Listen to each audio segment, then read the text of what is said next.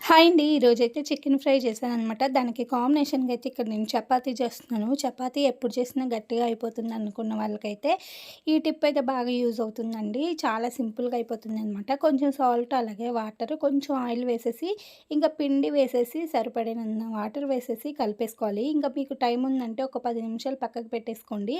నాకైతే టైం లేదనమాట. చేసేస్తున్నాను. అప్పటికే టైం అయిపోతుందనేసి ఫాస్ట్‌గా అయితే చేశాననమాట. ఒకవైపు రోటి రుద్దుతూనే ఇంకా స్టవ్ పైనయితే పెనం పెట్టేస్తాననమాట. ఇంకా ఒక్కొక్క చపాతీ చేస్తూ ఫ్రై చేసేస్తాననమాట. నాకు ఈజీగా అయిపోతుంది. ఎక్కువ సేపు నిలబడే పని కూడా ఉండదనమాట.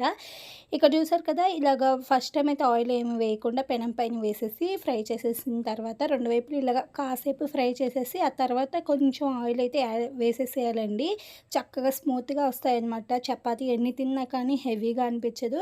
స్మూత్‌గా కూడా ఉంటాయి. ఎంతసేపు ఉన్నా కానీ అలానే ఉంటుందనమాట. ఇంకా చికెన్ కాంబినేషన్‌లోకి అయితే చపాతీ అదిరిపోయింది.